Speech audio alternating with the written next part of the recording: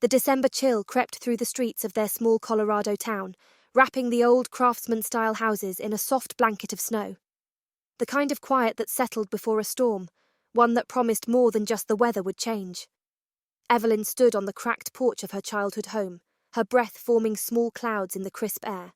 In one hand, her battered suitcase, in the other, a carefully wrapped gift bag. Her heart thudded unevenly. This was supposed to be a happy time, a time for family. But something in the silence inside told her it wouldn't be. Pushing open the front door, she stepped inside. The usual smells of cinnamon and pine were missing, replaced by a cold stillness. The Christmas tree stood decorated, but its lights flickered weakly, as if uncertain. From the kitchen came the voice she both craved and feared, Sierra's laugh, clear and bright.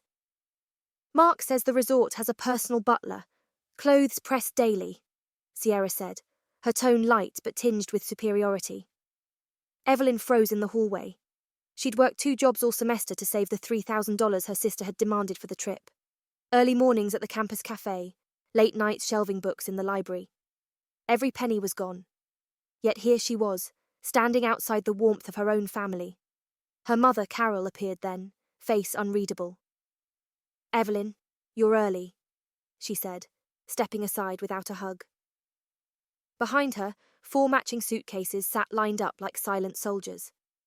That's when Dad stepped out from the living room, clearing his throat. "Pumpkin, can we talk before dinner?" Evelyn sat at the kitchen table, the holiday centerpiece glowing softly between them. The little LED candles flickered like they were trying to apologize, but the silence was heavier than any words. Sierra perched on the counter, twirling a strand of her perfectly styled hair. "So, there's been a change of plans," she began, voice smooth but with an edge Evelyn couldn't miss. "The cafe's not doing as well as we hoped. The numbers just aren't there." Evelyn's fingers clenched the edge of the table. "What does that mean?" Mum folded her arms, eyes fixed somewhere behind Evelyn. "It means, well, after a family meeting, we decided it's best you sit this one out." Evelyn's throat tightened. "Sit out?" "But I paid my share." Mark, Sierra's fiancé, glanced at his phone, then smirked. "The money's already gone toward the bookings, and, well, you're not going."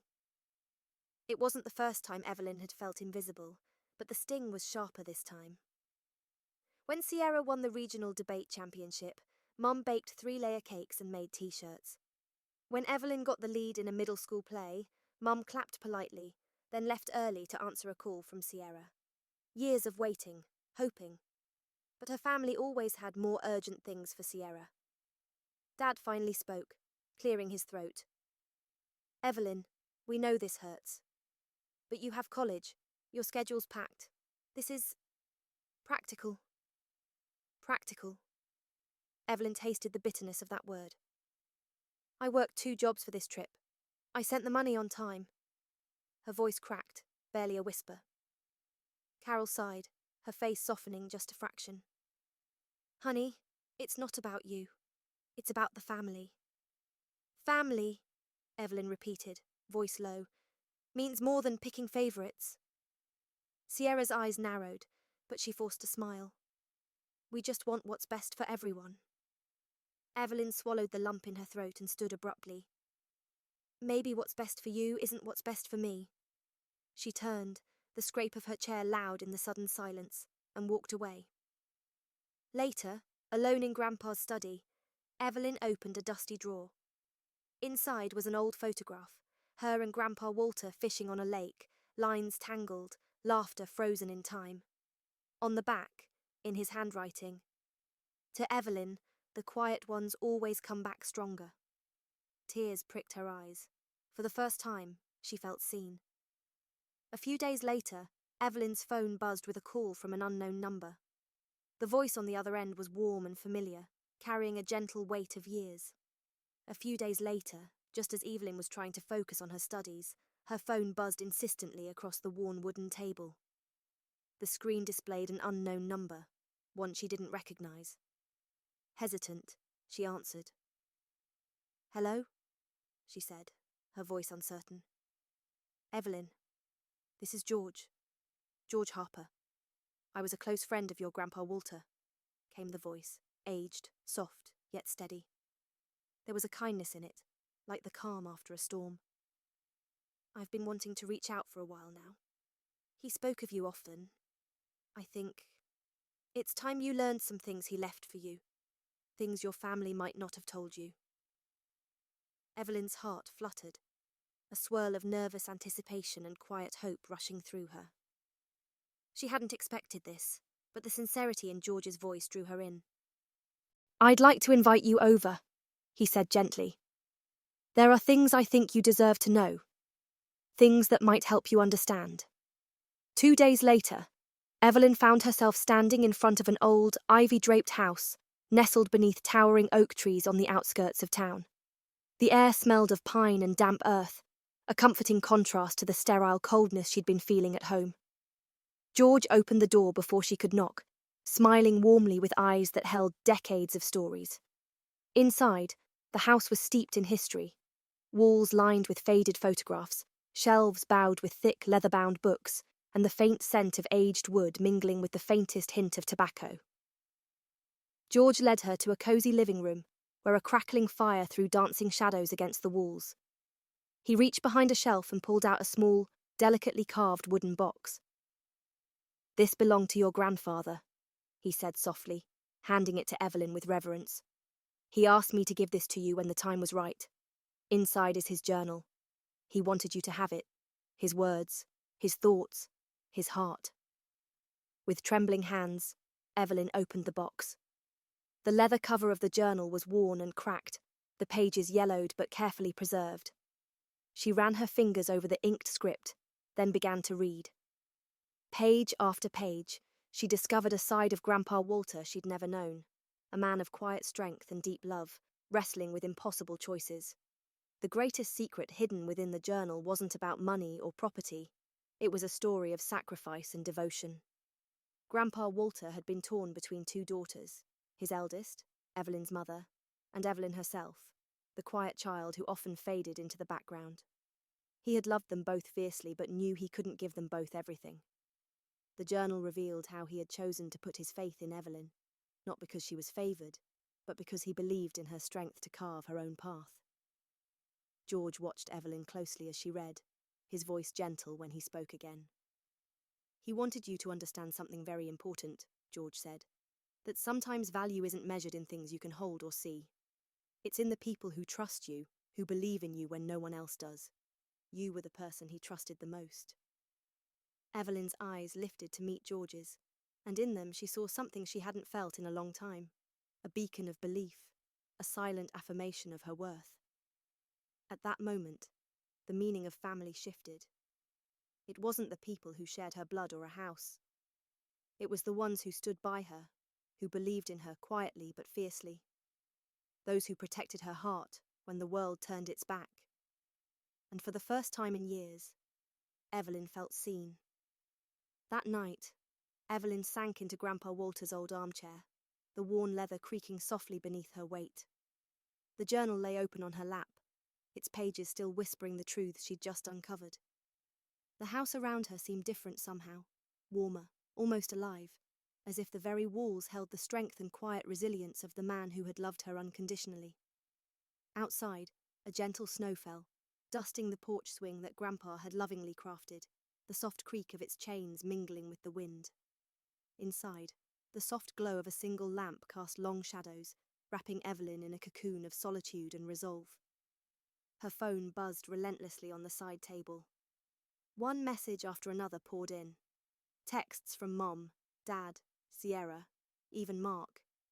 Some were desperate pleas, others cold accusations, and a few demanding explanations she had no intention of giving. Evelyn let the phone vibrate, untouched. She was tired of explaining, tired of being unheard. After a moment, she picked up the phone, scrolling to the locksmith's number she'd saved earlier that day. With steady hands, she made the call. The next morning, the old locks on the front door clicked and clunked as the locksmith replaced them. Evelyn watched silently, a strange mixture of sadness and relief washing over her. For the first time in years, the house felt like hers, no longer just a memory, no longer a space where she was the afterthought. That evening, the silence shattered. Her phone erupted with angry texts and incessant calls. The screen flashed with numbers she recognized but didn't want to answer. Finally, she swallowed and picked up a call from Mom. "Evelyn, what have you done? You can't just lock us out." Her mother's voice trembled, a mixture of disbelief and frustration. Evelyn's voice was calm, unwavering, with a quiet strength that surprised even her. "I've taken back what's mine. The money I worked for, the home Grandpa left me, the respect I deserve. I'm done being invisible in my own family." Mom's voice cracked, the raw pain slipping through the anger. "Family means sacrifice, Evelyn. You don't understand." "No," Evelyn said softly but firmly. "Family means respect. It means being seen, being heard, and for the first time, I'm respecting myself." A heavy silence stretched between them, weighted with years of unspoken words and buried feelings. "Maybe Grandpa saw something in me you never did," Evelyn added, her voice barely above a whisper. "Maybe it's time you all saw it too." She hung up and looked around the room. The jazz records stacked neatly by the old stereo, the cracked leather-bound books filled with notes in the margins, the porch swing gently swaying in the breeze outside. These weren't just possessions. They were pieces of a home, her sanctuary. That night, Evelyn lay in the old bedroom she once shared with Sierra, now hers alone. The quiet wrapped around her like a soft blanket. For the first time in years, she felt truly seen. Not by everyone, not even by her family, but by the one person who mattered most. Herself. And that was enough. Weeks turned into months. The house in Evergreen, once a silent witness to years of neglect and forgotten dreams, had transformed. It was no longer just a relic of the past. It had become Evelyn's sanctuary, a foundation upon which she was building a new life. Determined to honour her grandfather's legacy in her own way, Evelyn hired a property manager, a kind retired teacher named Margaret, and her husband Tom. They moved in with their golden retriever, Daisy, filling the house with quiet life and gentle footsteps. Margaret tended the small herb garden on the porch with care, coaxing life from the soil, just as Evelyn was coaxing strength from within herself. The monthly rent payments covered the property taxes, insurance, and surprisingly, left Evelyn with a modest surplus. For the first time, she was able to save, not just pennies here and there, but real savings, a nest egg that whispered promises of stability and independence. It was something Grandpa Walter had hoped she'd learn all along, and now she was. Her phone stayed mostly silent from the family she had once called home, except for one message that arrived months later from Sierra. "Family isn't just blood. It's about understanding. I hope you find peace." Evelyn read the message twice, but never replied. She didn't need their approval anymore.